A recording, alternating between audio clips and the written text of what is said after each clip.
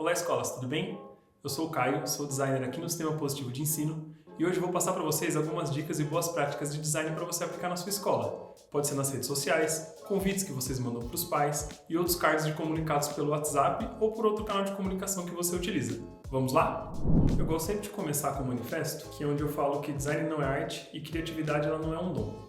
Na verdade, design não é só arte, porque o designer ele também pode ser artista e determinadas criações também podem ser arte. Mas não necessariamente todo designer tem que ser artista.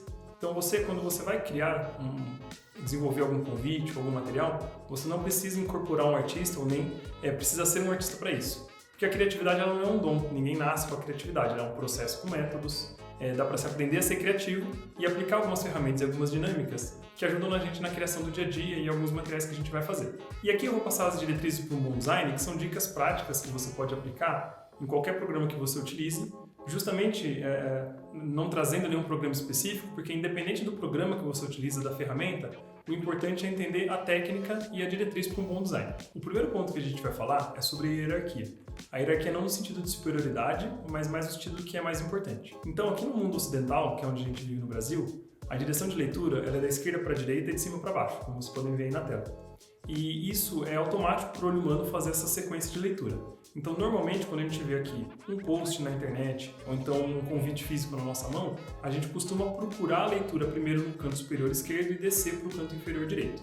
Então, quando a gente posiciona aquilo que é mais importante no canto superior esquerdo, é mais fácil que a pessoa entenda que ali é o que está mais importante e que deve ser lido primeiro. E claro que a gente vai seguindo essa ordem de leitura, descendo para o canto inferior direito. Então, a gente tem aqui duas técnicas de posicionamento de elementos que ajudam muito a naturalidade do olho humano. Primeiro, essa técnica conhecida como Layout Z, que é onde a gente coloca o que é mais importante no canto superior ali esquerdo, que é onde está o número 1, e vai descendo com as informações menos importantes até o número 4. E também o método F, que é quando a gente coloca a segunda coisa mais importante no canto inferior esquerdo, que é ali onde está o número 2, e segue ali no 3 e no 4. Essas duas técnicas, elas favorecem o que o olho humano já procura naturalmente e vai ajudar com que a pessoa entenda melhor a mensagem que você quer passar nessa sua criação. Outro ponto importante são as regras dos terços. Também são pontos de foco natural do olho humano, que é onde tem esses cruzamentos de linhas, onde eu circulei em vermelho. E isso também é muito usado na fotografia, quando a gente quer posicionar alguns elementos para que fique um pouco distante da margem, não parecendo que está cortado ou que ficou quase caindo para fora dessa criação, mas ao mesmo tempo que ele fique centralizado e alinhado juntamente com o olho humano. Então, quando a gente passa aqui, por exemplo, a gente tem o título e uma imagem. Então, eles foram posicionados não exatamente centralizados um com o outro, mas centralizados nesses terços, ou seja, ali onde estavam as bolinhas vermelhas. E isso significa que a pessoa vai ler naturalmente primeiro o título, depois a imagem, né? Lembrando da primeira imagem que a gente colocou, da esquerda para a direita, de cima para baixo, e também ali posicionado nos terços, onde a gente distancia um pouco da margem, centraliza um pouco para ter um respiro na imagem e a pessoa conseguir entender melhor a mensagem. E aqui o segundo ponto é como a gente vai destacar e priorizar melhor quando a gente quer passar uma mensagem, né? A gente tem várias maneiras de destacar, principalmente quando a gente está falando de letras, né? De fontes, de frases, de textos. Então, a primeira forma de diferenciar é através do tamanho, onde o mais importante é o maior texto, e aí vai seguindo, né? O segundo mais importante um pouco menor e o menos importante o menor texto. Um segundo modo de fazer esse destaque é através do negrito. Então, aquele texto que está em negrito, né? O famoso black, então ele fica mais grosso e ele vai chamar mais atenção, você vai ler e vai entender que ele é mais importante. Em segundo ponto, o bold. Em terceiro, o light, né, que é aquela letra mais fina, que ela naturalmente vai ter menos contraste e vai chamar menos atenção, passando a referência de que aquilo é menos importante. E o terceiro modo é através do contraste, né, ou seja, da cor. Então ali um vermelho sobre o branco ele vai chamar mais atenção, ele vai parecer mais importante. Em segundo ali o preto e em terceiro o cinza, que é um pouco mais claro que o preto e vai também parecer menos importante. E o que não é tão legal de fazer? É combinar muitas informações ao mesmo tempo. Então, se você quer colocar o que é mais importante, escolha um ou no máximo duas dessas técnicas. Porque se você coloca o maior texto, o mais grosso e com uma cor de muito destaque, e o menos importante, um texto pequeno, com uma letra fina e com uma cor muito clara, ele cria uma poluição visual e a pessoa não vai conseguir entender direito ali qual que é o mais importante e qual que é o menos importante. Então o ideal é usar uma dessas técnicas ou combinar no máximo duas para não ficar tão difícil de enxergar e tão incompreensível. Enquanto a hierarquia ajuda a definir o que deve ser visto primeiro na imagem, A priorização, que é o ponto que a gente vai tratar agora, ela ajuda a gente a pensar se realmente tudo deve estar na imagem ou planejar o que vai na imagem e o que não precisa estar necessariamente na nossa criação visual. Então, o primeiro ponto que a gente tem que pensar, a imagem é a única oportunidade que a gente está tendo de contato com a pessoa? Se a gente está mandando, por exemplo, pelo WhatsApp ou postando no nosso Instagram, a gente tem pelo WhatsApp a mensagem que vai junto e pelo Instagram a legenda da foto. Então, não necessariamente na imagem precisa conter todas as informações que a gente quer passar. Isso deixa isso mais poluído, né? Deixa a criação mais poluída e a gente não consegue ter espaço para destacar exatamente aquilo que a gente quer deixar como mensagem principal. Então, por exemplo, como a gente vê aí na imagem, a gente tem como se fosse aqui um post de Instagram, onde a gente está falando de uma live, onde a pessoa vai fazer uma comida ali ao vivo, né, na live, e aproveitar para arrecadar fundos para uma instituição. Então, quando a gente está falando de uma live, qual que é a informação principal? É a data que ela vai acontecer e aonde você deve assistir, né, em qual canal. E se a gente perceber, aonde vai acontecer, está ali no canto direito, em cima, no Instagram, e o dia e o horário está muito pequeno, está com pouco destaque e está no canto superior direito, como a gente falou, né, um pouquinho antes. No canto superior esquerdo é o que deve estar ali, o que é mais importante, o que deve ser visto primeiro. Está ali, né, que é o nome da live realmente, mas a data, que é uma informação importante, está um pouco escondida. E embaixo da live tem muito texto que informa sobre esse evento que poderia estar na legenda ou poderia ir numa mensagem de apoio. Então você acaba tirando o principal destaque, que é uma live que vai fazer comida ao vivo e que vai arrecadar fundos para uma instituição, porque essas informações estão no texto, só como é um texto corrido, ele acaba passando despercebido, porque está tudo com o mesmo tamanho, tudo sem destaque, ele não dá nenhum destaque para o que é principal. Então, o ideal aqui seria dividir entre o que vai para a imagem e o que vai de texto de apoio, principalmente priorizando o que é crucial estar na imagem para chamar atenção. No caso da live, qual é a data, qual que é o horário e onde que ela vai passar, justamente para que a gente chame a atenção, prenda a atenção da pessoa, e as informações adicionais que a gente coloca na legenda ou na mensagem que vai junto pelo WhatsApp, por exemplo, para que quando a gente desdobra melhor as informações, é mais fácil da pessoa captar aquela mensagem, gravar a informação que a gente quer passar e até compartilhar e repassar para outras pessoas. Isso aumenta o engajamento e também até a participação no caso da live. Menos é mais, ele é um clichê, mas ele é muito importante no design e em toda a comunicação visual. Como que funciona esse menos é mais? É valorizar o vazio. Por que valorizar o vazio? Porque o respiro e as áreas em branco, quando a gente vai fazer uma criação, ele é importante justamente para direcionar o nosso olhar. Então, quando a gente fala que a gente coloca da esquerda para a direita e de cima para baixo, ter as outras áreas da criação vazias ajudam a direcionar o olhar. Então, quando a gente polui muito com elementos da nossa criação, né, o nosso convite, o nosso card, ele faz com que a gente não saiba para onde olhar primeiro, ou a gente não saiba o que é mais importante da gente ver e da gente ler, e quanto mais informação tiver, menos destaques a gente vai conseguir dar nelas e menos informações a pessoa que está lendo vai gravar. Então, valorizar o vazio é justamente tirar um pouco de informações, que a gente estava falando no princípio anterior, para dar esse respiro e essa vontade da pessoa de ler a sua informação, ler o seu comunicado. E não é só o vazio que ajuda. Então, como a gente vê aqui na imagem, além da gente ter pouco espaço vazio, que a gente tem muita informação no mesmo card, a gente tem uma mistura de fontes diferentes e uma mistura de cores diferentes. A gente tem que tomar muito cuidado com isso. Como a gente falou alguns slides atrás, as fontes elas não precisam ser misturadas, né? Você usa ali uma ou duas fontes diferentes para dar os destaques que você precisa, mas quando você usa diversas fontes diferentes, diversas cores diferentes, a gente não tem uma unidade de destaque. Então acaba confundindo a pessoa, ela não sabe se é o nome aqui da festa que é importante, se é o 11 horas de música que é importante, ou se é o que está no quadrado verde, ou se é a data aqui em cima que está em amarelo. A gente não sabe aonde a gente vai olhar primeiro, qual que é a informação importante, porque ele não está organizada essa informação. E por que a gente tem que tomar cuidado com as cores? Por dois motivos. Primeiro, nesse caso aqui, que é porque a gente não sabe onde está o destaque, então as cores elas acabam mais atrapalhando do que ajudando. E nesse segundo exemplo aqui, que é um cartaz bem colorido, quando a gente coloca principalmente no fundo muitas cores, a gente acaba tendo dificuldade para posicionar os elementos na frente.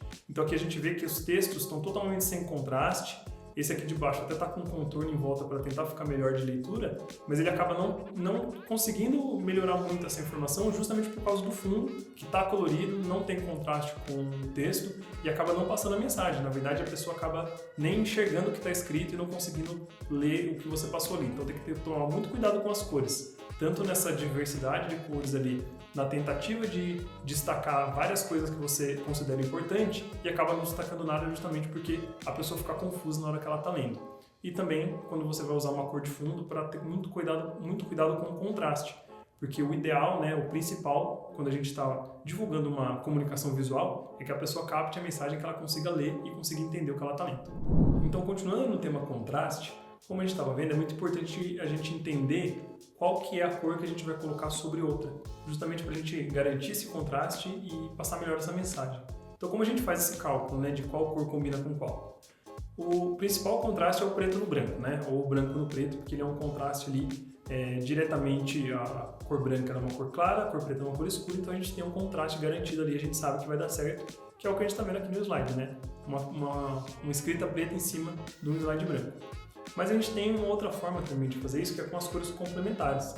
Então, quando a gente está usando cores para passar uma mensagem, né, uma cor de fundo, uma cor de texto, lógico, se a gente usa uma cor escura, um azul escuro, um verde escuro, a gente escreve em branco, não tem problema, a mesma coisa ao contrário, né? Se a gente está usando uma cor clara, a gente escreve em preto e não vai ter erro. Mas também tem forma de combinar essas cores para que a gente consiga ter um contraste correto, mesmo fazendo um layout colorido. Então, aqui a gente vê a roda de cor, né, que a gente vê em vários programas de edição. E como que a gente calcula qual que seria a melhor cor para ir sobre esse roxo que está na tarja? Então a cor que está exatamente do outro lado é uma cor complementar, ou seja, é uma cor que com certeza vai ter contraste. Lógico que a gente não está considerando aqui o fato de ser uma cor clara ou uma cor escura. Um laranja escuro sobre um roxo escuro vai ficar difícil de ler. Então claro que tem que ser um laranja mais claro, um amarelo, para combinar com esse roxo escuro. Ou se for um roxinho mais claro, tipo um lilás, aí sim um laranja escuro vai dar muito mais certo. E se a gente pega uma cor aqui que ela não é complementar, né, que ela está ali mais próxima da roda de cor, principalmente considerando os mesmos tons, ele vai ficar com bem menos contraste, como a gente pode ver na imagem, né? O laranja, um laranja mais claro sobre o roxo ficou muito bem de ler, e o vinho sobre o roxo não dá para ler direito, justamente por não ser uma cor complementar.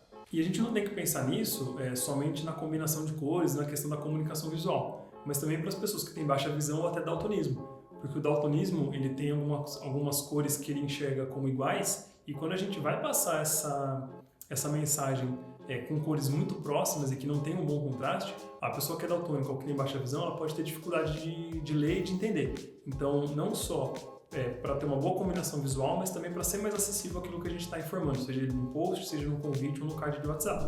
E aqui é uma questão mais subjetiva, que a coerência não chega a ser uma regra de design, mas é muito importante da gente tomar cuidado. Quando a gente está ali trabalhando com ilustrações, com ícones, a gente tem que ter uma coerência de estilo visual. Então, por exemplo, né, a gente está vendo aqui que a gente tem 2 ilustrações e 3 ícones. As ilustrações elas são muito diferentes entre si. Então, quando a gente vai criar um material, pode ser um carrossel no Instagram, por exemplo, que são até 10 imagens, ou então a gente está criando uma apresentação no PowerPoint. Quando a gente usa imagens muito diferentes, ele passa um certo amadorismo que acaba atrapalhando um pouco aquela informação, né? Como a gente tem ali 2 imagens completamente diferentes, né? Uma imagem ali mais manuscrita no desenho, né? O desenho mais rascunho, outra imagem quase 3D. Então, quando a gente combina essas imagens, elas justamente não combinam. Então, por isso ele não traz uma coerência visual. A percepção de qualidade vai ser muito menor ali, não vai passar que é uma criação planejada, ele vai ficar um pouco difícil de entender. Como eu falei, né, a coerência ela não é tão uma regra do design, mas ela é um princípio para que a gente garanta uma qualidade visual e que as pessoas tenham percepção de qualidade naquilo que elas estão vendo. E a mesma coisa vale para os ícones, né? A gente vai ali falar quais são as redes sociais da escola, ou então as redes sociais que a gente quer passar ali do evento que a gente está comunicando. Se a gente traz ali ícones totalmente diferentes, né? Um ícone sem contorno, um ícone bem mais desenhado, um ícone 3D, é a mesma questão da ilustração. Ele não passa uma qualidade visual, uma percepção de qualidade melhor. Então, a ideia é que eles sejam sempre no mesmo estilo, justamente para passar essa percepção visual melhor e ficar mais bonito, né? Essa é quando a gente fala que o post está bonito, então a percepção visual de o que é bonito do ser humano é justamente isso, né? Ter essa coerência visual entre as ilustrações e entre os ícones. E aqui também, falando sobre a identidade visual ela trabalha muito com a consistência. Então a pessoa só vai saber que aquela identidade visual da nossa escola ou da nossa empresa ela é nossa porque a gente trabalha ela com consistência, ou seja, repetidamente. Mas o repetir não quer dizer usar sempre a mesma cor. Então, no caso aqui do positivo, a nossa cor principal é laranja. Se a gente usa todos os posts laranjas, ele acaba ficando cansativo e a pessoa que está lendo nossos posts, por exemplo, no Instagram, ela vai achar que ela já viu sempre o mesmo post, porque sempre parece o mesmo, nunca tem uma diferenciação. Então, quando a gente fala aqui da paleta de cores, seja da sua escola, ou seja da empresa, ou seja lá do projeto que você está comunicando, é importante a gente trabalhar muito bem com a paleta de cores de uma maneira mais abrangente para passar essa consistência visual sem a necessidade de ficar repetitivo e que a pessoa ache que já viu o post, não para ler, acha que já entendeu aquilo que você está passando e passa despercebido e realmente não acontece o principal ponto do design, que é passar a mensagem, que é comunicar. Então, se você não comunicou, não passou a mensagem ou a pessoa não entendeu sua mensagem, a função do design não existe. Então, por isso que essa consistência visual é muito importante para a pessoa ter a percepção de que é a sua marca falando e que ela não viu aquele post ainda, não viu aquela mensagem e que ela vai parar para ler e que você vai garantir a atenção dela. Para finalizar, eu queria dar algumas dicas de programas que você pode utilizar para fazer as suas comunicações. Então, começando aqui pelo Canva, que já é bastante conhecido, ele tem uma versão gratuita tanto para computador quanto para smartphone. E ele é um programa que ajuda muito para quem está iniciando no design, porque ele tem alguns formatos prontos, o que te ajuda a fazer criações,